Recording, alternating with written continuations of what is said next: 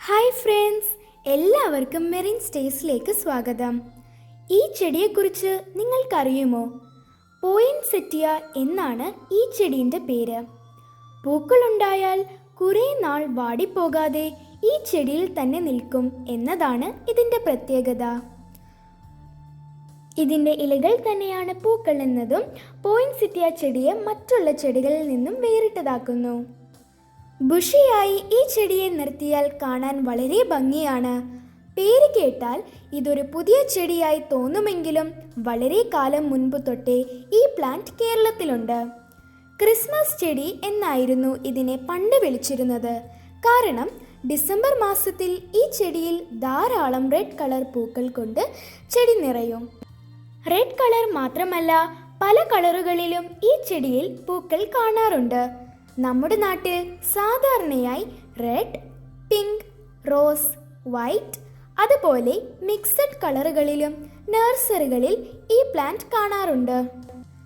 150 മുകളിൽ വെറൈറ്റികൾ ഈ പോയിൻസെറ്റിയ ചെടിയിൽ ഉണ്ട്. ഷോപ്പിംഗ് മാളുകൾ ഒക്കെ അലങ്കരിക്കാനായും പോയിൻസെറ്റിയ പ്ലാന്റ് ഉപയോഗിക്കാറുണ്ട്. നല്ലൊരു അലങ്കാര ചെടിയാണ് ഈ പോയിൻസെറ്റിയ പ്ലാന്റ്. 2 മാസം കൂടുമ്പോൾ നിർബന്ധമായും പ്രൂണിംഗ് ചെയ്യണം. കാരണം പ്രൂണിംഗ് ചെയ്തില്ലെങ്കിൽ വലിയ മരം പോലെ ഈ ചെടി വളർന്നു പോകും. വലിയ പരിപാലനമൊന്നും ഇതിന് ആവശ്യമില്ല. ചെടിച്ചട്ടികളിലും മണ്ണിലും ഇത് നമുക്ക് നട്ടു വളർത്താം. വെള്ളം കൊടുക്കുമ്പോൾ കുറച്ച് ശ്രദ്ധിക്കണം. നനവ് കൂടിയാൽ വേരുകൾ ചീഞ്ഞു പോകാൻ സാധ്യതയുണ്ട്. എന്നാൽ മണ്ണിലെ ഈർപ്പം നഷ്ടമായാൽ ഇലകൾ കൊഴിഞ്ഞ് ചെടി നശിച്ചു പോകും. അതുകൊണ്ട് തന്നെ വെള്ളം ഒഴിക്കുമ്പോൾ കൂടാനോ കുറയാനോ പാടില്ല. എപ്പോഴും മണ്ണിൽ ഈർപ്പം നിലനിർത്തിയാൽ വളരെ ഭംഗിയിൽ ഈ ചെടി നമുക്ക് വളർത്തിയെടുക്കാം. പ്രൂണിംഗ് ചെയ്തു കഴിഞ്ഞാൽ കമ്പോസ്റ്റ്, ചാണകപ്പൊടി എന്നീ വളങ്ങൾ നൽകാം. NPK 2020, എപ്സം സാൾട്ട് എന്നിവ നൽകുന്നതും നല്ലതാണ്. പോയിൻസെറ്റിയ ചെടി നന്നായി പൂവിടാൻ ഈ വളങ്ങൾ നല്ലതാണ്.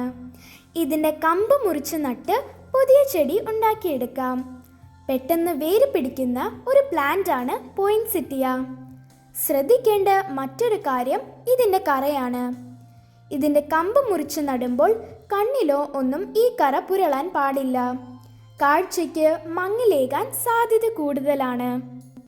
ഈ ഒരു കാര്യം ശ്രദ്ധിച്ചാൽ വളരെ ഈസിയായി ഭംഗിയോട് കൂടി ഈ ക്രിസ്മസ് ചെടി എന്ന് വിളിക്കുന്ന പോയിൻസെറ്റിയെ നമുക്ക് വളർത്തിയെടുക്കാം. ഈ പ്ലാന്റിനെ എല്ലാവർക്കും ഇഷ്ടമായെന്ന് കരുതുന്നു. ഇഷ്ടമായെങ്കിൽ ലൈക്ക് ചെയ്യുക, ഷെയർ ചെയ്യുക, സബ്സ്ക്രൈബ് ചെയ്യുക. പുതിയൊരു വീഡിയോയുമായി വീണ്ടും കാണാം. ബൈ.